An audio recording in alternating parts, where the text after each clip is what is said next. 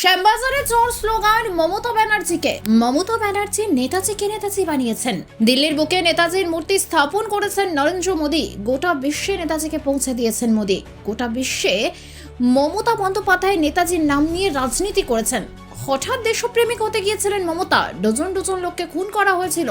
উনি কারোর বাড়ি যাননি, হঠাৎ সমবেদনা দেখাচ্ছেন। পাবলিক এসব হজম করতে পারছে না। চোর শুনতে হবেই, পুরো পার্টি চোর। ওনার নেতৃত্বেই চোরেরা বড় হয়েছে। কেউ যদি জয় শ্রীরাম বলতো উনি জেলে ভরে দিতেন। এখন চোর শুনতে কেমন লাগছে? প্রাক্তন সাংসদ বিধায়করা জেলে গেছেন, ওনার অনুপ্রেরণায় চুরি হয়েছে। এখন যদি কেউ চোর বলে শুনে নিন একটু। নিজের সহ্য ক্ষমতা বাড়ান, মানুষের মুখকে বন্ধ করতে পারে। হাজার হাজার কোটি টাকা চুরি হয়েছে রাজ্যে। চোর কে? উনি তো চোরের রানী। আমি বলছি না, এটা কুণাল ঘোষ বলেছিলেন। আর যদি পাবলিক সেটা বলে তাহলে ভুল কোথায়?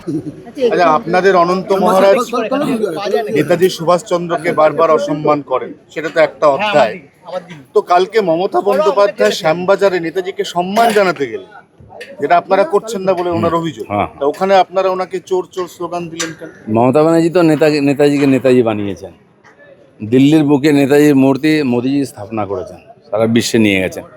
উনি কোথাও কোথাও নেতাজির নাম নিয়ে ওনার রাজনীতি চমকেছেন খালি। সেই জন্য হঠাৎ দেশপ্রেমিক হতে যাবেন না। যখন ডজন ডজন লোককে হত্যা করা হয়েছিল, কারো বাড়িতে উনি যাননি। আজ হঠাৎ কারো বাড়িতে গিয়ে সমবেদনা দেখাচ্ছেন, লোকে হজম করতে পারছে না এটা। তো সেই জন্য করুন উনি, ঠিক আছে। তো চোর শুনতে হবে, এটা তো ঠিকই ছিল। পুরো পার্টিটাই চোর, আর ওনার নেতৃত্বেই চোরেরা বেড়েছে। তো কেউ যদি চোর স্লোগান দেয় তাহলে অসুবিধা। জয় শ্রীরাম বললে উনি জেলে ভরে দিতেন। আর চোর শুনতে কিরম লাগছে? না, উনি প্রাক্তন মুখ্যমন্ত্রী, তারপর উনি একজন মহিলা। উনি শ্যামবাজারে নেতাজিকে প্রাক্তন এমএলএ এমপিরাই তো জেলে গেছেন, বর্তমানটা থোড়ি না যাচ্ছে। আর এরা সব ওনার অনুপ্রেরণায় কাজ করেছে। কেউ যদি বলে থাকে শুনে নিন, একটু সহ্য করার ক্ষমতা বাড়ান। কোনোদিন সহ্য করলেন না কিছু। মানুষের মুখকে বন্ধ করবে। হাজার হাজার কোটি টাকা লুটে 30,000 কোটি টাকা জল জীবন মিশনে চলে গেল, কারো বাড়িতে জল পৌঁছলো না। তো চোর কে? উনি তো মুখিয়া ছিলেন না। যে ইয়ে ছিল, 100 দিনের কাজের টাকা লোক পেত না, লুট হতো। আবাস যোজনার টাকা পেত না, কেন্দ্র সরকার বন্ধ করে দিয়েছিল। সে টাকাগুলো কোথায় গেছে? কে লুট করেছে? উনি তো মুখ্যমন্ত্রী ছিলেন। কোনোদিন কাউকে ধরেছেন? কোনো প্রধান ধরা পড়লে পার্টি তাকে শোকজ করতো, তার বিরুদ্ধে আইনি ব্যবস্থা কখনো হয়নি। কে শিখিয়েছে? তো চোরেদের রানী উনি, এটা তো সবাই জানে। আমি বলিনি, এটা কুণাল ঘোষ বলেছেন।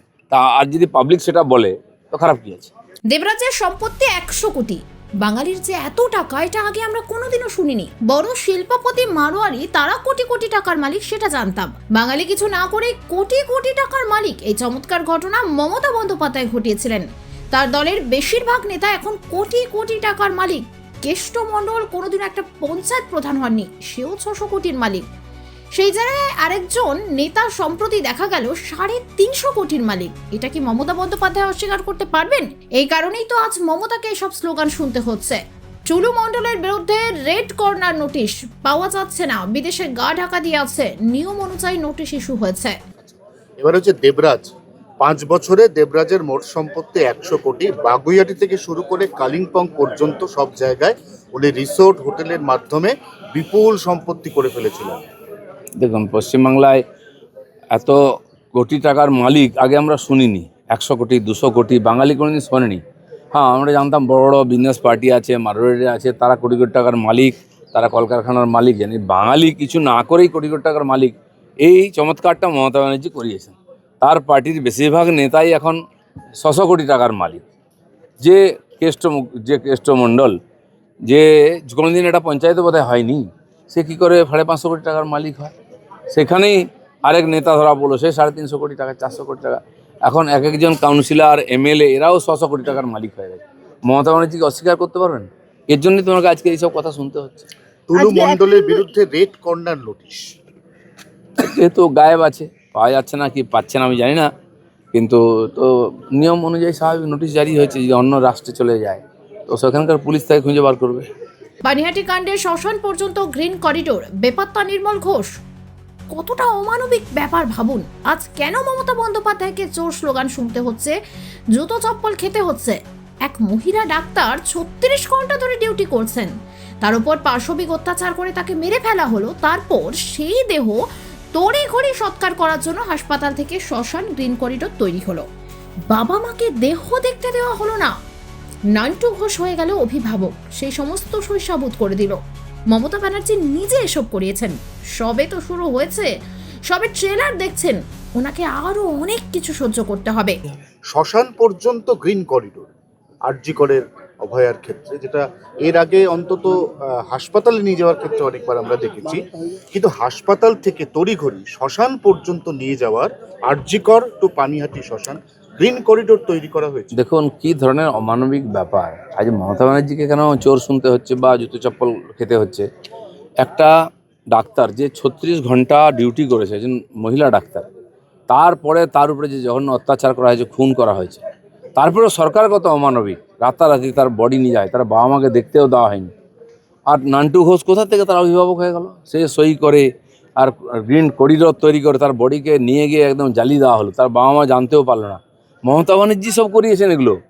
আজ তো সবে শুরু হয়েছে, এটা ট্রেলার দেখছেন, আরও অনেক কিছু খেতে হবে। এবং যেই নেতারা এই কাজের সঙ্গে যুক্ত, জঘন্য অপরাধ করেছে, তারাও ওই যে ধর্ষক খুনি আরজি করে তার চেয়ে কম অপরাধী নয়। এসএসসি নিয়ে এবার কমিটিতে সামিল রামকৃষ্ণ মিশনের 3 সন্ন্যাসী। ওদের যে স্কুল কলেজ চলে সেটা যে কোনো স্কুল কলেজের থেকে ভালো। একসময় মিশনারিরা স্কুল কলেজ চালাতো, এখন রামকৃষ্ণ মিশন, যাদের শিক্ষকরা সাধুর বেশের তপস্বী এবং শিক্ষাব্রতী, তারা কমিটিতে এলেন। এরা কোনো দলে নেই, কোনো দুর্নীতিতে নেই। রামকৃষ্ণ মিশনের সন্তরা আজ রামকৃষ্ণ মিশনের যে স্কুল কলেজ চলে, যে কোনো স্কুল কলেজের চেয়ে ভালো। শিক্ষা ব্যবস্থা খ্রিস্টান মিশনারিরা দেশে চালাতো, তার প্যারালাল হিসাবে রামকৃষ্ণ মিশন এখানে নয়, নাগাল্যান্ড, মণিপুর পর্যন্ত, পাহাড়ি এলাকায় পর্যন্ত গরিব সাধারণ ট্রাইবেলদের মধ্যে শিক্ষার আলো পৌঁছে দিয়েছেন। সেখানে শিক্ষা এবং তার যারা প্রিন্সিপাল আছেন, তারা এমনি খালি সাধু নয়, তারা সাধুর বেশে একজন তপস্বী, এবং তারা হচ্ছেন শিক্ষার বিশেষভাবে আর শিক্ষাব্রতী। সেই সব লোককে নিয়ে আসা উচিত, যারা কোনো দলে নয়, যারা কোনো দুর্নীতিতে নন, সবাইকে সমান দেখেন, তপস্বী। সেইসব লোক যখন সামনে আসবে, ভারতের উদ্ধার হবে। এই সিমটম নিয়ে যখন কোনো 50 বছরের ঊর্ধ্বে কোনো পুরুষ ইউরোলজিস্টদের সাথে দেখা করেন, সেক্ষেত্রে কিছু পরীক্ষা করতে হয়, যেমন ব্লাডের পরীক্ষা for PSA, which is prostate specific antigen, urine test for routine examination and culture, এটা করা হয় to exclude urinary tract infection, একটা ultrasonography to see the weight of the prostate, and at the same time আমাদের toilet করার পর কতটা পেচ্ছাপ আমাদের ব্লাডারে স্টিল থেকে যাচ্ছে, এবং আরেক রকম ধরনের টেস্ট যেটাকে বলে ইউরোফ্লোমেট্রি। এইটা যখন আপনার টয়লেট পাবে, ওটা আপনার একটা মেশিনে টয়লেট করে আমরা যেটা দেখার চেষ্টা করি সেটা হচ্ছে আপনার ইউরিনের ফ্লোটা কিরকম আছে।